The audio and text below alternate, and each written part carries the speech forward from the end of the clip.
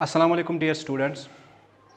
This is your geography class, and in this session we will be discussing about agriculture. In the previous classes we already discussed about various things regarding agriculture. In the previous session we discussed about agriculture and its elite sectors. We also discussed about types of farming, that is primitive subsistence farming, primitive Jum agriculture. We also discussed about plantation agriculture and commercial farming. Now in this session we will discuss about major crops of India. As far as major crops of India are concerned, we have bifurcated major crops of India in three different categories. Number first is food crops. Number second is fiber crops. And number third is beverage crops. Fiber crops are all those crops which remain included in foodstuff or edibles. That means food crops are all those crops which we consume as a foodstuff or in the form of edibles or eatables. Edibles or eatables. For example, we have rice, wheat, maize, etc. These are the certain types of food grain or food crops. Next we have fiber crops, in which we mostly have cotton, jute, hemp, and we have silk. So these are the fiber crops which are cultivated or grown in Indian subcontinent. Number third type of crop is beverage crops. Beverage crops include tea and coffee. So by the word itself you may have understood it clearly that food crops are all those crops which are consumed by the people or mass population as edibles or eatables. Number second, fiber crops are all those crops which are consumed which are used in the process in the form of making textile. For example, cotton, jute, hemp and silk. Out of these four crops, only three crops are obtained directly from agriculture, that is cotton, jute and hemp. These three crops are raised with the practice of agriculture. That means they are cultivated on land like any other food grain crop. Silk is a crop which is not directly associated with agriculture, but it is associated with elite sector of agriculture, and that elite sector is called as sericulture. I will written here sericulture. So silk is obtained from sericulture. Sericulture is not directly associated with agriculture, but it is indirectly associated with agriculture since it is an elite sector which is associated with it. So what is sericulture? The art of raising silkworms for large scale production of silk is simply known as sericulture. Next we have beverage crops, in which we have included tea and coffee. These are the two beverage crops which have been cultivated in India for a longer period of time, and both these crops were initially introduced by British government when they subjugated India or when they started colonizing India. So tea and coffee was introduced by British government in early 19th or 18th century. Now talking about major crops of India, we have to find out the climatic conditions of each and every crop. For that particular thing we have to find out first what are those food crops and what are the climatic conditions required for the cultivation of food crops. Number first among food crops is rice. Rice has always been called as a staple food of India because of its high consumption and production. Rice is produced in large quantities in India and it is also consumed in large quantities by the masses of India. So, being highly productive and highly consumable item, rice is called as a staple food of India. Now, what are the climatic conditions required for the cultivation of rice? Number first, it requires hot and humid climate.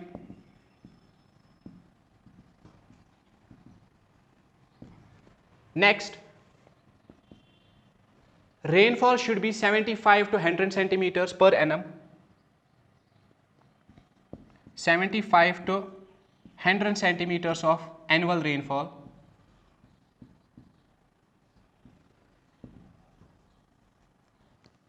Next, there should be adequate or better irrigation facilities provided to the rice cultivated area. That means it cannot be grown in those areas which remain in the drier areas. Irrigation facilities should be adequate. Adequate irrigation facilities.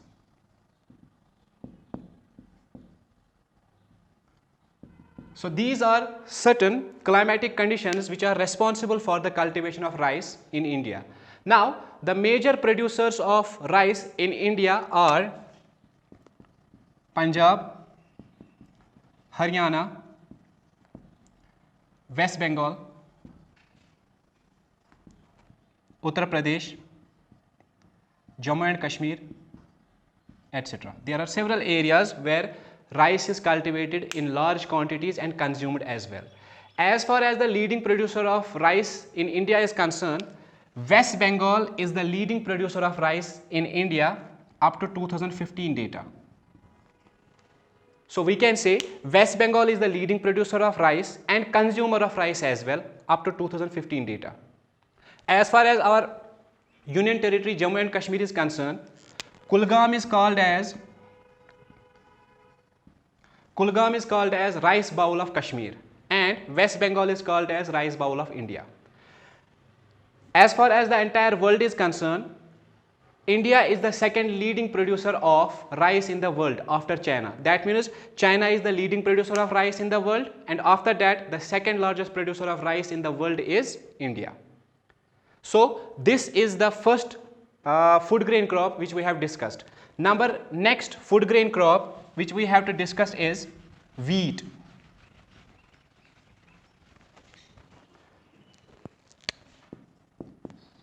Next food grain crop या food crop, wheat. Wheat is the second most important food grain crop in India because it is also consumed by the masses of India for several reasons, for several purposes. Wheat, being highly consumed in India, is simply called as king of cereals. Wheat is called as king of cereals because it is highly consumed in India for several purposes. The byproducts of wheat are used in an industrial sector to process several things, and directly this wheat is consumed by the masses of India after it is being grinding and flour is extracted out of it. So that flour is used for making chapatis or rotis in India because the population of India has a traditional diet of chapatis and vegetables. Now, what are the climatic conditions required for the cultivation of wheat in India? Number first, it also needs hot and humid climate like rice. Hot and humid climate. What is humid climate mean? A climate in which the moisture in the atmosphere is quite high. So humidity means moisture available in the atmosphere. So wheat cultivation requires hot and humid climate. Number second, it needs alluvial soil which is very much fertile. Alluvial soil with lots of nutrients. With lots of nutrients like potash, lime, etc. Number C part, it needs again above 100 centimeters of rainfall per annum.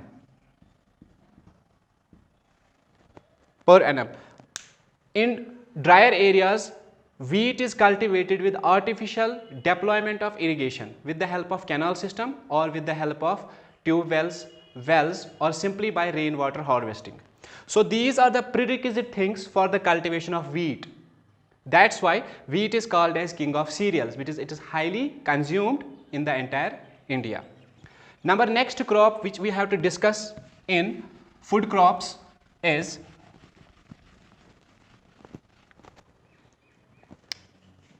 number third, that is maize. It is again a food crop or food grain crop. Maize is rightly being called as queen of cereals. We have already discussed wheat as king of cereals. Now maize is called as queen of cereals because of its high production. Maize is cultivated in large areas, in large sector, and it is a crop which is used both as a food item and fodder to animals. Maize is called as a queen of cereals because it is highly used as a food item and fodder for animals. So there are two ways by which this maize crop is utilized or consumed by the population. First, it is used as a food item for human beings, and secondly, it is used as a fodder for animals. Now, the climatic conditions required for maize cultivation are: number first, it requires again alluvial soil. Alluvial soil is very much suitable for the cultivation of wheat, and as far as the temperature and climatic conditions are concerned, maize requires hot climate. Hot climate that ranges from 25 to 32 degrees Celsius. It is completely a kharif crop which is cultivated in summer season. Number C part, or number third climatic condition which is responsible for the cultivation of wheat is better irrigation facilities. Better irrigation facilities. Now, in mountainous areas or in drier areas where irrigation facilities are not well enough, how maize is cultivated in those particular areas with the help of monsoon rainfall or simply rainfall. But since we know monsoon rainfall is highly uncertain phenomenon in India, sometimes it starts late while other times it starts quite early. But due to the occurrence of monsoon rainfall, it makes farmers very much permissible to cultivate maize in drier areas. So these are the climatic features which are responsible for the cultivation of maize. All these food crops like rice, wheat and maize, they are cultivated in large quantities for providing sustenance to the people, because all these crops are locally consumed by the people. Very few or very little amount of these crops is meant for the commercial lines of the market to earn cash. Most of these crops are cultivated for sustenance purposes for the entire population of India. Next crop which we have to discuss is cotton. Among major crops, the second major crop grown in Indian subcontinent is fiber crops. Fiber crops, which include cotton, jute and silk. So primarily we talk about the first thing, that is cotton. As you may have heard this thing before, that cotton is the most important ingredient or raw material required for cotton textile industry. We have plenty of industries available in Indian subcontinent in different areas, in different states, which do require plenty or bulk amount of raw material. It is quite obvious for cotton textile industry we need cotton as a primary resource or as a raw material, and this cotton is derived from agriculture. What are the climatic conditions required for cotton? Number first, there should be plenty of black soil availability. So black soil or Carnothrop soil, Carnothrop soils. Why black soil is very much suitable for the cultivation of cotton? Because black soil has a capability or a peculiar feature that it retains moisture for a longer period of time. After drying up, black soil develops cracks, which helps in the aeration process of the cotton. I'll repeat again. Why black soil is very much suitable for the cultivation of cotton? It is because black soil retains moisture for a longer period of time, and when it gets dried up, when after it gets dried up, it develops cracks which helps in the aeration of the crop. Next is climatic conditions and temperature should be quite enough. There should be at least 25 to 32 degrees of temperature available in an area for the cultivation of cotton. Next we have assured means of irrigation must be deployed in cotton cultivation. Assured means of irrigation. And it also requires huge capital and huge labor. Number 4, it needs huge capital as well as it needs huge labor. So without the availability of proper capital or huge capital and proper labor or huge labor, cotton cultivation cannot be carried out. It requires labor and capital for the commencement or for the establishment, for simply producing agricultural crop of cotton.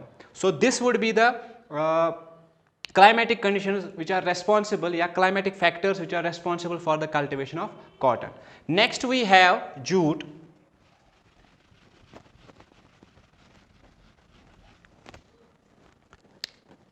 Next we have jute. Both cotton and jute are natural fibers. Jute is simply called as golden fiber. Golden fiber. Why? Because it is highly consumed for the manufacturing of cloths and different artifacts. Like we use jute for manufacturing gunny bags, school bags, mats, ropes, and many other things which are actually produced out of jute. So for high consumption, simply jute is called as golden fiber. Now, what are the climatic conditions required for the jute cultivation? Number first, we need alluvial soils. Alluvial soil is mostly suitable for the cultivation of jute. Again, we need climatic conditions should be hot, that is hot and humid climate. And we also do require assured means of irrigation. Assured means of irrigation. And also we do have an industry within the jute farm that is called as jute textile industry. Jute textile industry. It should be available near to the agricultural land of jute where we are cultivating jute plants. It is very much essential for us to establish an industry there which is called as jute textile industry or simply jute processing industry. So these are the prerequisite things for the cultivation of jute. As far as the large production is concerned, Bangladesh is the largest producer of jute in the world. Before the partition of Bengal, India was the largest producer of jute in the world. But when India got separated and Bangladesh got separated from India and it became a separate country, then all the jute producing areas went to Bangladesh. That is why Bangladesh has become largest producer of jute in the world. As far as cotton is concerned, India is the second largest producer of cotton in the world after China. and Bangladesh is the largest producer of jute in the world. So in this topic we discussed about food crops and fiber crops. Next we have a crop that's called silk. I'll wrap it up quickly.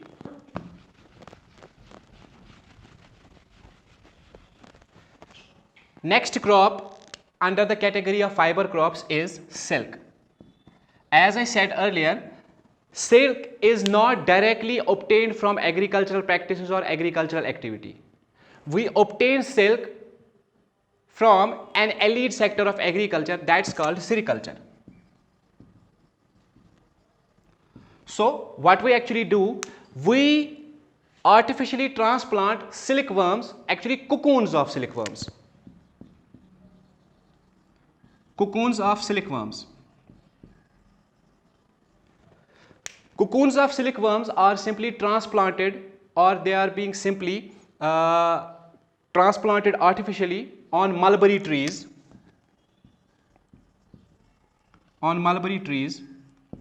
And finally we obtain silk threads from the cocoons of silkworms, which is then transported to the silk industry, which is called as silk industry,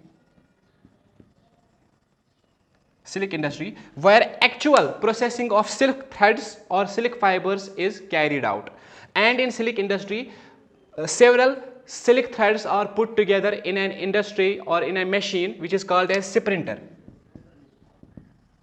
So sprinter is a machine which actually processes silkworms to form silk textile. Then we have silk textile. So cotton, jute, silk, these are all natural fibers, but some are associated directly with the agriculture and some are associated indirectly with the agriculture. So this would be the culmination of major crops of India. Next we have the third type of crop, which is called as beverage crop, and we will discuss that in the next class, inshallah. Hope you have understood all the content which I have written here and which I have told you. Fi amanillah, Allah Hafiz.